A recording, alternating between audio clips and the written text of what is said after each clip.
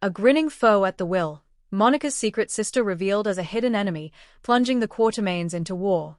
Port Charles had always been a city of secrets, but even by its standards, the revelation that was about to shake the Quatermain Empire to its very core was nothing short of catastrophic.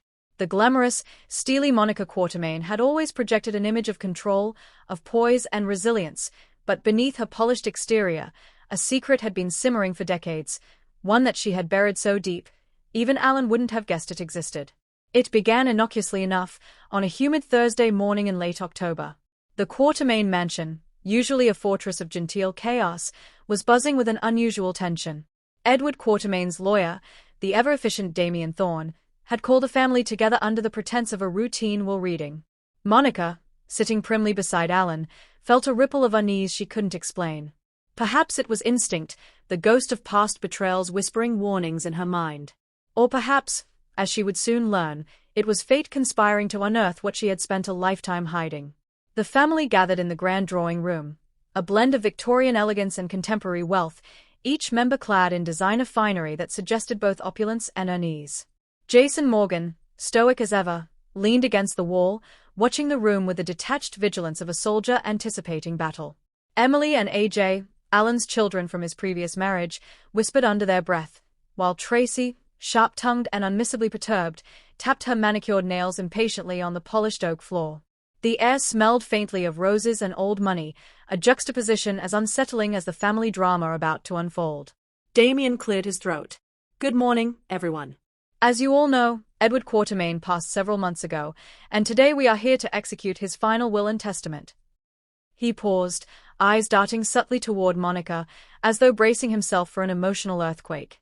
However, there are new revelations that were discovered just before the filing of the will, which necessitate immediate disclosure. A murmur ran through the room. Monica's heart pounded. She had always expected disputes. Bitter fights over Edward's fortune were practically a tradition, but something in Damien's tone suggested this was different. Deadly different. Damien held up a folder, the official Quatermain seal glinting in the morning light. "Ladies and gentlemen, it has come to light that Monica Quatermain has a sister. A previously unknown sister, who, according to verified documents and DNA confirmation, is entitled to a portion of the Quatermain inheritance." The room froze.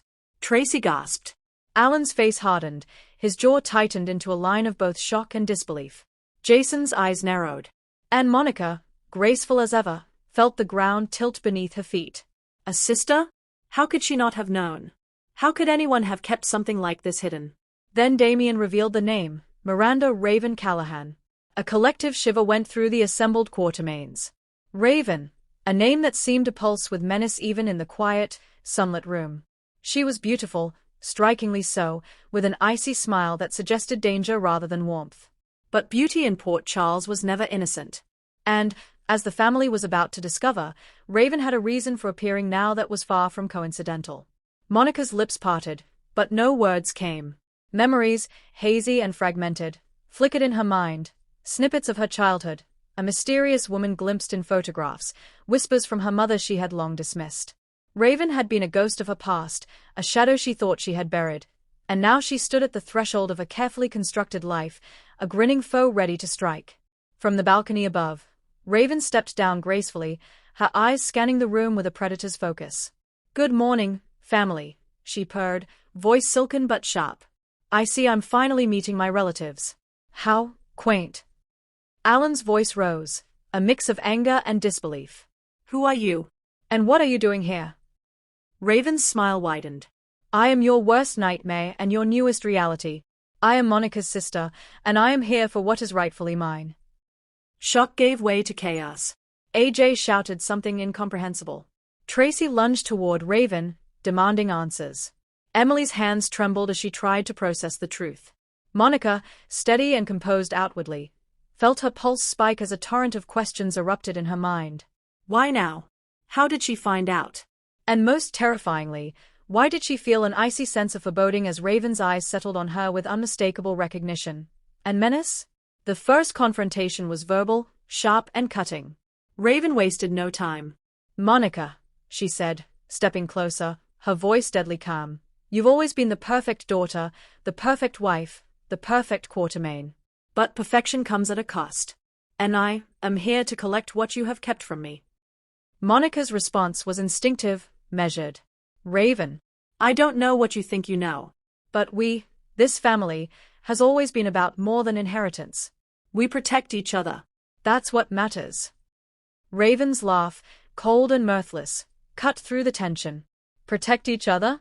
Is that what you call letting Edward's fortune dictate every move?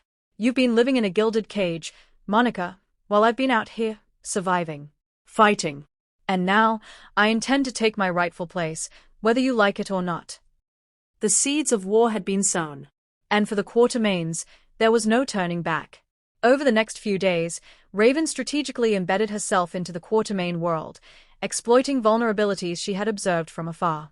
She arrived at the mansion under the guise of familial curiosity, but every word, every glance, every seemingly innocuous question was designed to destabilize. She was a master manipulator, and she understood human weakness intimately.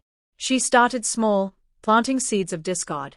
She suggested to AJ that perhaps Tracy had mismanaged her portion of the family fortune.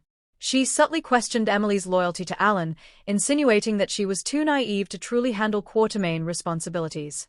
And to Monica, Raven offered cryptic compliments that felt like veiled threats, leaving Monica unsure whether she was being praised or challenged. Monica confided in Jason, warning him of Raven's cunning. She's dangerous, Jason. More than anyone I've ever faced. And she knows our weaknesses. Jason's response was blunt, as always. Then we hit her where she's weakest, information. We know the family. She doesn't. And we use that. But Raven was always one step ahead.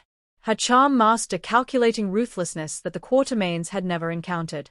And soon, it became evident that her intentions were more than financial. She wasn't here merely to claim inheritance. She was here to take control, to bend the family to her will, and to expose every secret Monica had ever tried to conceal. The tension reached its climax during a family dinner intended to foster unity, a strategy proposed by Monica to prevent further chaos. But Raven turned it into a battlefield. As silverware clinked and crystal glasses sparkled, she struck with precision. "You've all built your lives on lies," Raven said suddenly, standing, voice ringing with authority. "And I'm here to tear them down." Trace's retort was immediate. "Who do you think you are? You don't just walk in here, Anne." "I am your sister," Raven interrupted smoothly. "And unlike some of you, I have learned to survive in the real world. That means taking what I am owed. That means exposing Monica's failures." Monica's composure cracked just slightly. "You think you know me, but you have no idea what it took to protect this family." Raven's smirk deepened. "Oh, I know exactly what it took. And I also know exactly where you're weak. That, dear sister, is where I will strike." The tension was palpable. Words were weapons, and the air itself seemed charged with electricity. By the end of dinner, the family was fractured, alliances forming on instinct and fear. Raven had already won the first skirmish, by revealing herself, by planting doubt, by making everyone question whom they could trust. A strategic alliance forms. While the Quatermains scrambled to understand and contain Raven, she was quietly forging alliances of her own. She sought out individuals who had been slighted by the family, those who nursed grudges against Alan, Edward, or even Monica herself. Slowly, she built a coalition designed to undermine the Quatermains from within, turning the mansion into a battlefield of whispers, deceit, and betrayal. Her first recruit was Edward's old business rival, Victor Delaney, a ruthless tycoon with his own vendetta against the family. With Victor's financial clout and Raven's strategic cunning, they had the tools to challenge the Quatermains in ways the family had never imagined. Contracts were subtly sabotaged, insider information leaked, and slowly, the foundation of the family empire began to shake.